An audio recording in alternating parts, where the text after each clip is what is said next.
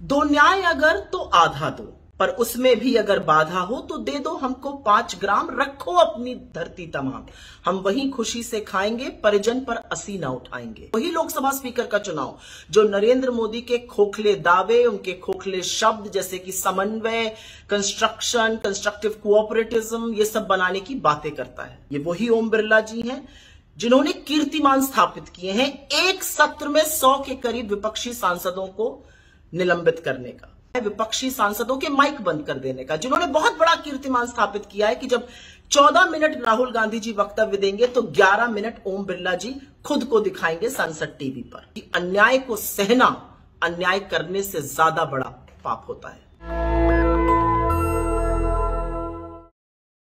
दो न्याय अगर तो आधा दो, पर उसमें भी अगर बाधा हो तो दे दो हमको 5 ग्राम, रखो अपनी धरती तमाम, हम वही खुशी से खाएंगे, परिजन पर असी ना उठाएंगे।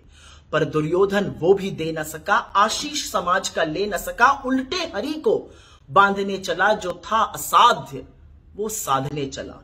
जब नाश मनुज पर छाता है, पहले विवेक मर जाता है। राष्ट्रकवि दिनकर की ये पंक्तियां आज के हालात पर और विशेषकर लोकसभा स्पीकर के चुनाव पर 100% सटीक बैठती हैं।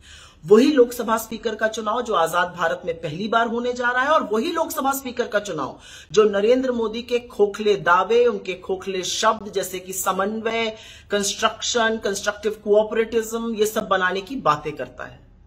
बीजेपी ने अपना प्रत्याशी ओम बिरला जी को बनाया है। ये वही ओम बिरला जी हैं जिन्होंने कीर्तिमान स्थापित किए हैं एक सत्र में 100 के करीब विपक्षी सांसदों को निलंबित करने का, जिन्होंने कीर्तिमान स्थापित किया है विपक्षी सांसदों के माइक बंद कर देने का, जिन्होंने बहुत बड़ा कीर्तिमान स्थापित किया है कि जब 14 मिनट राहुल गांधी जी वक्तव्य देंगे तो 11 मिनट ओम बिरला जी खुद को दिखाएंगे संसद टीवी पर।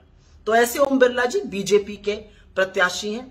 इधर विपक्ष ने 8 बार के चुने हुए सांसद दलित, शोषित, वंचित समाज से आते हैं कोडेकुनिल सुरेश जी, उनको अपना प्रत्याशी बनाया है। ये वही के सुरेश जी हैं जिनकी बीजेपी ने अवहेलना करी थी। सबसे सीनियर, सबसे वरिष्ठ संसद सदस्य है 18वीं लोकसभा के, लेकिन उनको प्रोटेम स्पीकर नहीं बनाया गया था। कुछ लड़ाइयां लड़नी जरूर होती हैं जिससे कि सनद रहे कि कौन लड़ रहा था अन्याय के खिलाफ, अहंकार के खिलाफ, और ऐसे लोगों के खिलाफ जो संसदीय परंपराओं को और लोकतंत्र का हर दम, हर वक्त, हर मोड़ पर दम घोटने के लिए तैयार है। और इस लड़ाई को लड़ने की ताकत, हौसला और हिम्मत हमें देश की जनता ने दी है। इसीलिए हम मूक दर्शक बने नहीं बैठ सकते हैं। तो अगर 1946 के बाद पहली बार लोकसभा स्पीकर का चुनाव होगा तो वही सही, क्योंकि अन्याय को सहना अन्याय करने से ज्यादा बड़ा पाप होता है। नेशनल दस्तक की आपसे गुजारिश है कि अगर इसको बचाना चाहते हैं तो नेशनल दस्तक को सब्सक्राइब करने के लिए रेड कलर के सब्सक्राइब बटन को दबाएं, फिर बेल आइकन की घंटी दबाएं। नेशनल दस्तक को बचाने के लिए बहुत जरूरी है कि हर खबर को शेयर करें, लाइक करें, कमेंट जरूर करें।